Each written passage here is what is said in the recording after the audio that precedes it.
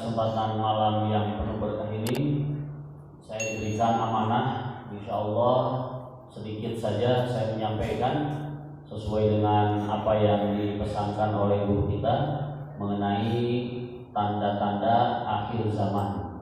Ya, tanda-tanda akhir zaman. Apa sih akhir zaman itu?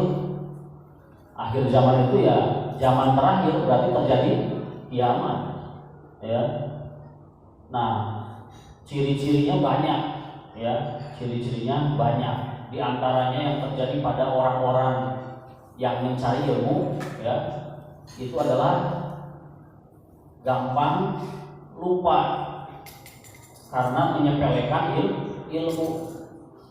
Coba kita tes sekarang nih, ya, kita tes.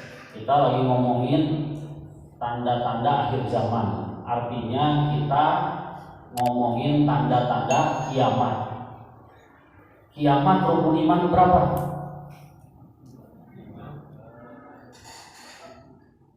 5. Untuk berapa? 5 ya. Rukun iman pertama beriman kepada Allah. Kedua malaikat. Ketiga kitab-kitab. Keempat rasul-rasul. Kelima hari kiamat. Keenam qada dan qadar. Jadi ingat-ingatnya begini. Pertama kita iman kepada Allah. Allah punya utusan. Berarti utusannya itu yaitu yang menyampaikan kitab. Kitab disampaikan kepada Rasul. Nah, jadi utusan apa? Dari mulai Allah memberikan amanah kepada malaikat untuk menyampaikan kitab itu disampaikan kepada Rasul. Jadi urutannya Allah, malaikat, kitab, Rasul. Begitu. Setelah Rasul berlalu, itu termasuk tanda-tanda kiamat juga. Setelah Rasul, maka yang kelima beriman pada kiamat. Dari 1 sampai 5 itu adalah qada dan qadar, takdir dari Allah Subhanahu wa taala. Nah, jadi yang pertama itu adalah kiamat. Kiamat yang harus kita pahami pada malam hari ini adalah harus yakin pasti terjadi. Harus yakin pasti terjadi. Kalau kita nggak yakin, maka kita otomatis keluar dari agama Islam. Ya.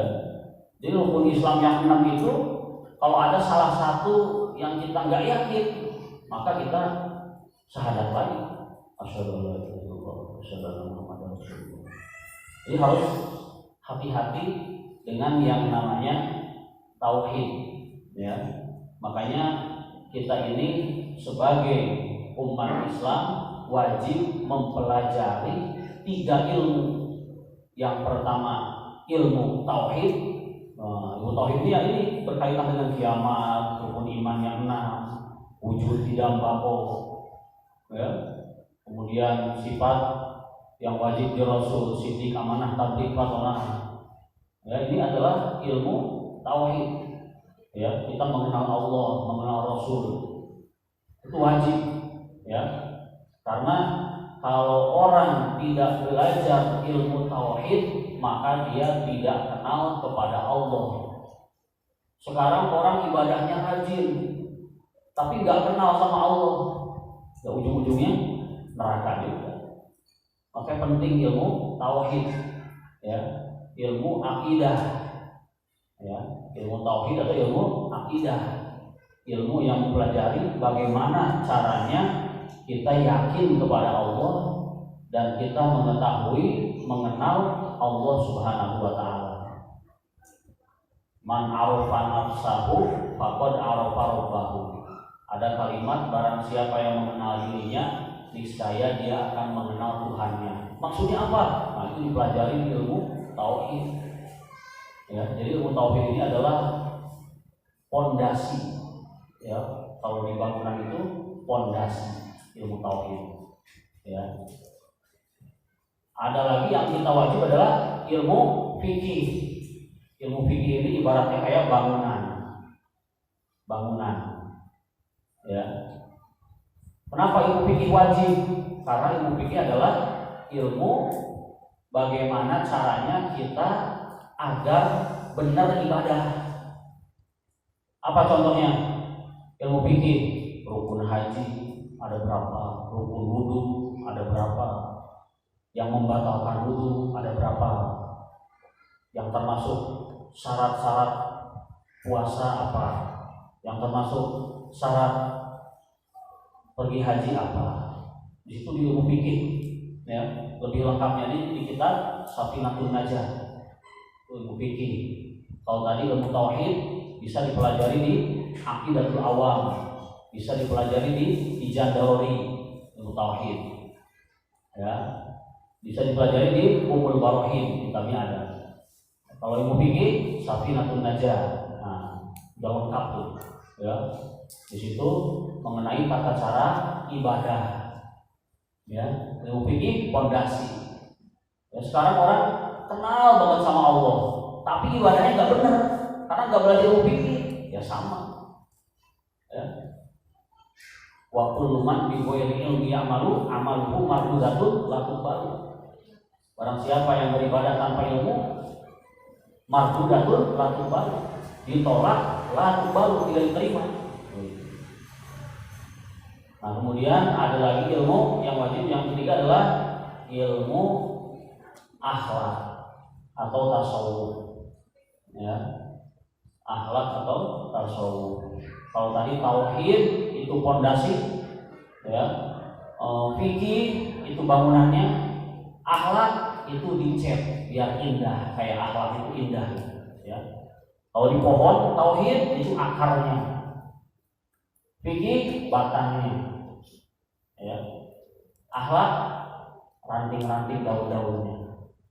Akhlak ini yang menjadikan seseorang menjadi indah. Ya, sekarang orang kenal sama Allah, ibadahnya rajin, tapi kerjanya fitnah orang terus, akhlaknya nggak jelas, ya. Ya sama aja, gitu ya. Jadi tiga ini wajib dipelajari. Urusan bisa atau enggak terserah Allah.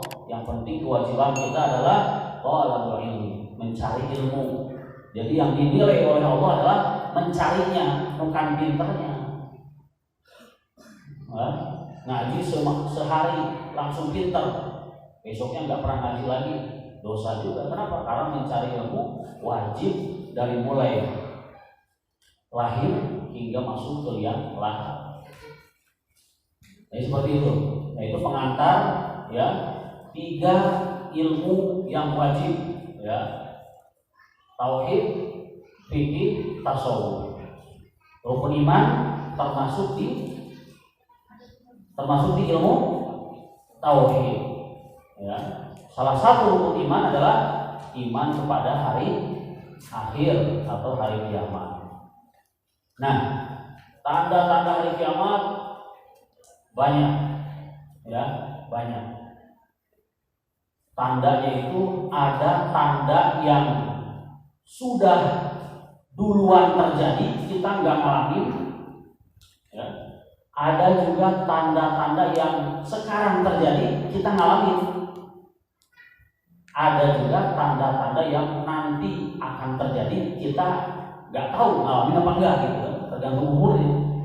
Nah, ya 3 macam tuh, ya. Wah, kalau dikumpulin hadisnya mengenai kiamat itu bisa ratusan bahkan ribuan, ya. Nah, sekarang kita perwakilan aja, ya. Saya comot beberapa hadis, gitu, ya. Yang pertama itu tanda-tanda akhir zaman, tanda-tanda kiamat yang dulu kita nggak ngalamin. Apa? Meninggalnya Sayyidina Muhammad Sallallahu Alaihi Wasallam. Itu adalah merupakan bencana terbesar sekaligus tanda-tanda akhir zaman. Memang sudah ada dari dulu, ya.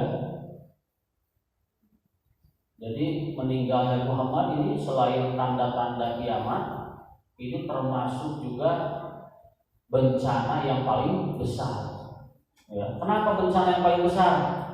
Dulu waktu ada Nabi, sahabat tidak pendapat, tinggal tanya, bagaimana ini Nabi? Oh begini, selesai. Dulu ada yang rebutan, ini hak saya, tinggal tanya sama Nabi, bagaimana Nabi? Oh gini-gini, selesai. Begitu Nabi meninggal, coba apa yang kita rasakan sekarang?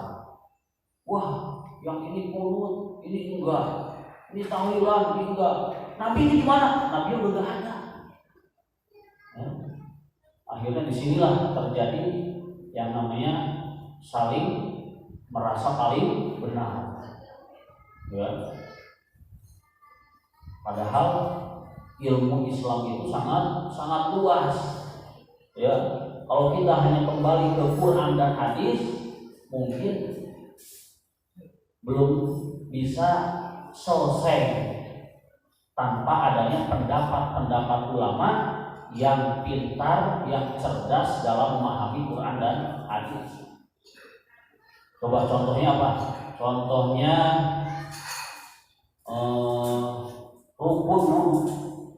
rukun wudu. Idza kuntum ila sholati faghsilu wujuhakum wa aydiyakum ila al-marafiq wamsahu bi ru'usikum wa arjulakum ila al-ka'bayn. Cuma ada 4 di Quran. Rukun wudu di Quran cuma ada 4. Oh, di Safinah ada 6. Ya. Makanya ada yang gampang-gampang membid'ahkan orang. Bid'ah nih, ngapain 6? Saya nggak pakai kitab Safinah. Padahal Safinah itu kitab yang berlandaskan sesuai dengan mazhab Imam Syafi'i. Ya, disitulah Quran bilang 4. Ya, di Safinah bilang 6. Ya, niat, wajah, tangan, kemudian kepala, kaki, tertib. Kemudian apa? Nah inilah ya yang menjadikan kita berbeda pendapat. Siapa yang paling baik? Yang paling baik adalah yang paling bisa menghargai dan punya guru yang bersanad. Tahu dari mana? Dari A. A punya guru? Punya. Sini dari mana gurunya? Dari sini, dari sini, dari sini, dari sini, sampai kepada Imam Syafi'i, sampai kepada tabi'in, sampai kepada sahabat, sampai kepada Rasul dari malaikat dari Allah. Itu aman tuh. Kalau nanti ditanya, dipertanggungjawabkan di hari akhir, ya, kamu sholat tahu dari mana ilmunya? Dari Quran dan hadis. Mana? Bingung. Tapi orang yang simpel mungkin bisa selamat. Kamu sholat tahu dari mana? Dari guru saya. Mana gurunya? Ini. Kamu tahu dari mana? Guru saya. Mana gurunya? Ini. Tahu dari mana? Guru saya. Ini. Sampai ke Nabi kan dari Nabi. Yang simpel malah gampang. Nah itu ya. Nah itu. Jadi yang pertama, tanda-tanda kiamat yang kita tidak alami yaitu meninggalnya Nabi. Kemudian meninggalnya Abu Bakar As-Siddiq, mulai berbeda pendapat lagi. Ya. Kalau Abu Bakar namanya Khalifah Abu Bakar, artinya pengganti Rasulullah. Kalau Umar disebutnya apa? Khalifah Umar bukan? Kalau Umar Amirul Mukminin, ya, pemimpinnya orang-orang beriman. Karena kalau pakai khalifah lagi bisa repot. Utsman siapa? Khalifah. Ya, pengganti Abu Bakar, pengganti Utsman, pengganti Rasulullah. Ali siapa? Khalifah panjang. Makanya Umar, Utsman, Ali, Amirul Mukminin. Abu Bakar, Khalifah, pengganti Rasulullah. Nah, itu ya tanda kiamat yang kita tidak alami. Ya. Kemudian tanda kiamat yang kita sedang alami, ya, yaitu yataqarrabuz zaman, artinya adalah waktu terasa cepat. Ya, ini kita alami sekarang. Ya, Perasaan baru kemarin pengajian Sabtu subuh udah Sabtu lagi. Perasaan baru tadi pagi sekarang udah malam lagi. Ya. Apalagi yang kerjaannya tidur bangun, tidur bangun, tidur bangun. Terasa cepat kok. Tidur, waktu bangun udah asar, sholat asar tidur lagi, waktu udah subuh. Waktu cepat banget gitu ya. Jadi waktu terasa cepat, ya. Makanya waktu itu sangat penting, ya. Ini sebetulnya yang harus kita pelajari, tanda-tanda akhir zaman ini, ya. Kalau mengenai Imam Mahdi misalkan, ya, dulu pernah nanya kan sama guru, emang Imam Mahdi udah ada ya? Malah diomelin, kamu ngapain nanya gitu? Ngapain mikirin itu? Yang harus dipikirkan itu, kamu udah siap belum? Ibadah kamu udah mantep belum? Ilmu kamu udah benar belum? Bacaan sholat udah paham belum artinya? Nah itu yang pikirin, bukan nanya Imam Mahdi datang enggak ya? Ya. Nah ini menunjukkan bahwa tanda kiamat itu waktu terasa cepat. Ini menunjukkan bahwa kita ini jangan buang-buang waktu. Ya. Allah sampai bersumpah kan, wal asr, demi masa, demi waktu.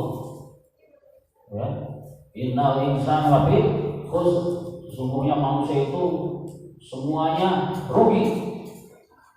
Yang kaya rugi. Kenapa rugi? Untuk ujian. Ya, yang kaya rugi diuji dengan kekayaannya. Kira-kira bisa sombong, kira-kira bisa menggunakan hartanya dengan baik apa enggak? Rugi. Yang miskin rugi diuji dengan kemiskinannya. Kira-kira bisa sabar enggak? Kira-kira bisa nahan untuk tidak mencuri? Kira-kira bisa nahan untuk tidak korupsi? Diuji. Yang ganteng juga diuji kan? Kira-kira Allah kasih kegantengan, ketampanan, kira-kira dipakai buat ibadah, apa dipakai buat ganti-ganti pacar gitu? Nah, itu ujian juga. Yang ganteng, ya, yang jelek juga diuji dan jelekannya. Kira-kira kalau dihina orang sabar gitu? Ya. Yang jelek diuji kan? Gimana caranya kita bisa menyikapi takdir yang Allah berikan? Oh, saya diberikan seperti ini, berarti saya harus sikapi dengan begini. Oh, saya dikasih kebaikan-kebaikan banyak, berarti sikapi dengan bersyukur. Oh, saya dikasih kejelekan-kejelekan banyak, ya, bapak saya begini, ibu saya begini. Oh, berarti kita harus sikapi dengan sabar. Makanya sabar nggak ada batasnya. Karena apa? Innama yuwaffas sabiruna ajrahum bighairi hisab. Allah siapkan pahala bagi orang yang sabar bighairi hisab, tanpa batas juga pahalanya. Nah itu, ya. Jadi waktu harus digunakan dengan sebaik-baiknya, karena semuanya itu adalah rugi, ya. Illal ladzina amanu wa amilus sholihat wa tawassaw bil haqq. Kecuali orang-orang yang beriman, gunakan waktunya untuk amal baik, kemudian saling menasehati dalam kebaikan, saling menasehati dalam kesabaran. Waktu gunakan untuk yang baik-baik, ya, seperti itu. Kenapa? Karena, ya, Nabi yang paling ganteng ada, alhamdulillah lulus ujian. Nabi yang paling miskin ada, alhamdulillah lulus ujian. Nabi yang paling penyakitan terus ada, lulus ujian juga. Ya, Nabi yang paling ganteng, ya, ada. Nabi yang paling kaya raya, Nabi Sulaiman, ya, ada. Tapi semuanya lulus ujian. Nah, kita manusia, ya, karena Nabi juga memiliki a'radul basyariyah, ya, sifat kemanusiaan. Ya, kita juga sebagai manusia, ya, diuji. Ya, kira-kira lulus nggak? Ya, benar nggak menyikapi ujian yang Allah berikan? Ya, ya Allah, saya sibuk, nggak sempat sholat. Kenapa? Karena banyak yang minta tanda tangan saya. Karena banyak cewek yang ngejar saya. Sibuk saya. Kata Allah, lihat Nabi Yusuf, ya, permaisuri ngejar-ngejar dia, gitu ya. Perempuan-perempuan ngebelah buah, tahu-tahu yang berdarah tangan gara-gara dia. Tapi dia tetap istiqomah hanya mengutamakan Allah Subhanahu wa taala. Saya sibuk nggak sholat, kenapa? Ngumpulin duit, ngumpulin harta. Lihat Nabi Sulaiman yang doanya dijawab sama Allah. Apa doanya? Ya Allah, saya minta kerajaan dan kekayaan yang tak tertandingi oleh orang-orang setelah saya nanti. Sampai sekarang dari nanti gitu. Separuh dunia di Nabi Sulaiman. Tapi nggak sibuk, biasa aja gitu ya. Tetap fokus ibadah. Sibuk harta malah pusing, malah stres. Ya. Nah itu ya, jadi waktu semakin cepat ya, ini adalah tanda kiamat yang harus kita perhatikan. Jangan sampai kita termakan oleh waktu. Al-waktu kasayf illam taqta'u fata'aka. Waktu itu bagaikan pedang. Kalau kita tidak bisa memainkan pedang, maka pedang itu akan menebas diri kita sendiri ya. Kemudian yang kedua adalah banyaknya ilmu dihilangkan. Ya, sudah jelas ya, ilmu dihilangkan melalui meninggalnya para ulama ya. Al-Habib Ali sudah meninggal, Syekh Ali Jaber sudah meninggal ya. Banyak habib-habib yang lain ya, yang ilmunya luar biasa ya, sekarang sudah meninggal ya. Mungkin akan timbul perbedaan pendapat lagi, mungkin akan timbul orang-orang yang malas ngaji lagi, mungkin akan timbul orang-orang yang melecehkan agama ya, karena meninggalnya para ulama ini ya. Makanya semakin dekat dengan kiamat, zaman semakin rusak ya, dan tidak akan mengalami kiamat kecuali manusia yang paling rusak begitu ya. Selama masih sholat 5 waktu, itu tandanya kiamat masih masih cukup lama ya, selama masih banyak yang sholat 5 waktu ya. Tapi kalau sholat udah banyak yang jarang, nyepelain sholat ya, ngebecandain sholat lewat TikTok ya, ada gitu ya. Kemudian kalau kata Imam Ghazali itu sholat itu dianggap hal yang paling enteng ya, yang paling ringan ya. Ninggalin aja gitu, kayak gak ada beban, enteng aja gitu ya. Nah jadi kalau pengen usia dunia ini semakin lama lagi, berarti harus lahir para ulama-ulama yang lebih luar biasa lagi, yang bisa membangkitkan ibadah, membangkitkan semangat dalam membaca Al-Quran, dalam bersedekah ya. Semakin banyak yang baik, semakin lama kiamat ya. Kemudian yang selanjutnya yang sedang kita alami tanda-tanda kiamat pada zaman sekarang ini adalah berbagai fitnah yang bermunculan ya. Fitnah bermunculan udah banyak ya gitu. Apa contoh fitnahnya ya? Contoh fitnahnya, ada orang yang maling tapi dia aman, tapi orang yang tidak maling malah dipenjara gitu ya. Jadi kebalik ya. Kemudian selain fitnah yang bermunculan, kemudian ada lagi kekikiran yang melekat dalam hati ya. Apa kikir? Bakhil ya, pelit ya. Jadi pelit nempel dalam hati ya. Sedekah 2.000 ya, sedekahnya 2.000, kemudian minta sama Allah dibalas 100.000 misalkan ya, 100.000. Main judinya 500.000. Jadi buat yang baik-baik bakhil, pelit, tapi buat judi gitu ya. Jadi perhitungannya luar biasa ya. Kalau saya begini nanti begini, kalau saya ngasih ini nanti saya bisa punya lagi ya. Jadi seolah-olah harta itu bakal dibawa mati ya. Makanya Islam ini memiliki ciri khas adalah it'amut ta'am ya, memberi makan Ya, kalau kata Pak Kiai itu innama nutimukum liwajhillah la nuridu minkum jazaa'an wala syukura. Ada dalam Al-Qur'an ya. Innama nutimukum liwajhillah. Sesungguhnya kami memberi makan itu karena mengharap ridho Allah.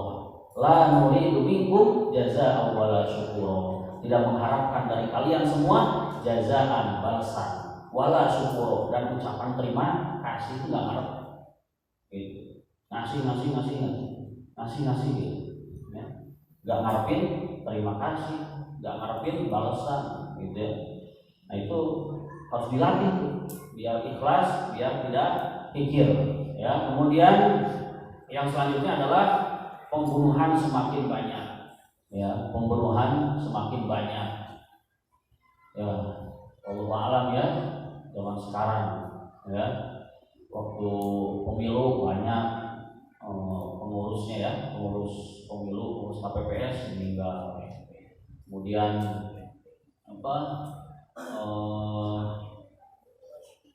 terjadi kejadian ya. Oh dulu mah di mana? Di Poso ya, di Poso. Wah, pembunuhan udah biasa gitu, udah biasa. Ini pembunuhan merajalela. Nah itu 5 tanda ya berdasarkan hadis riwayat Muslim dari Abu Hurairah radhiyallahu anhu. Nah, masih banyak hadis-hadis yang lain mengenai tanda-tanda kiamat ya. Namun itu adalah hadis yang saya lihat ya sahih ya, sahih terpercaya ya. Ada 5 tanda itu mengenai kiamat yang sekarang kita sedang alami ya. Banyak lagi hadis-hadis yang lain yang memang harus kita waspadai. Contohnya apa? Tanda-tanda kiamat misalkan banyaknya perempuan menyerupai laki-laki, laki-laki menyerupai perempuan. Itu tanda-tanda kiamat juga. Sekarang ada tuh. Ya, banyak juga sekarang. Ya. Ini laki-laki pakai anting, ya. Perempuan dibotakin, gitu ya. Kebalik ya. Gitu. Kemudian laki-laki pakai kalung. Ya, perempuan malah nggak pakai kalung, nggak pakai anting, gitu ya. Nah, seperti itu. Nah, jadi ada tanda-tanda kiamat. Yang lainnya lagi ada lagi anak sudah mulai berani menyuruh-nyuruh orang tua. Ya, enteng banget itu. Ya. Ma, tolong ini, Pak, tolong ini. Oh, sering banget begitu. Ya. Kalau main ke kampung banyak yang gitu. Ya mudah-mudahan Jakarta nggak ada. Ya. Jadi mulutnya itu gampang banget. Ya. Nah kemudian yang selanjutnya adalah tanda-tanda kiamat yang nanti bakal terjadi. Ya kita nggak tahu ngalamin atau tidak. Ya contohnya apa? Imam Mahdi. Kemudian Ya'juj Ma'juj, kemudian kabut ya, kemudian Dajjal. Nah, seperti itu nanti akan terjadi, sudah diisyaratkan dalam hadis ya. Namun kita wallahu a'lam ya, kita mengalami atau tidak. Nah, mungkin mengenai Imam Mahdi juga sudah dibahas oleh Kiai ya. Imam Mahdi itu adalah keturunan dari Habaib ya, keturunan Nabi besar Muhammad Shallallahu Alaihi Wasallam ya, yang mana beliau itu akan memimpin umat Islam. Nah itu saja mungkin karena waktu yang memisahkan kita. Mudah-mudahan sedikit yang saya sampaikan ini ada manfaatnya, dan mudah-mudahan kita semakin rajin mencari ilmu, dan mudah-mudahan kita bisa menjadi ulama, orang yang memiliki ilmu dan mengamalkan ilmu. Al-Fatihah.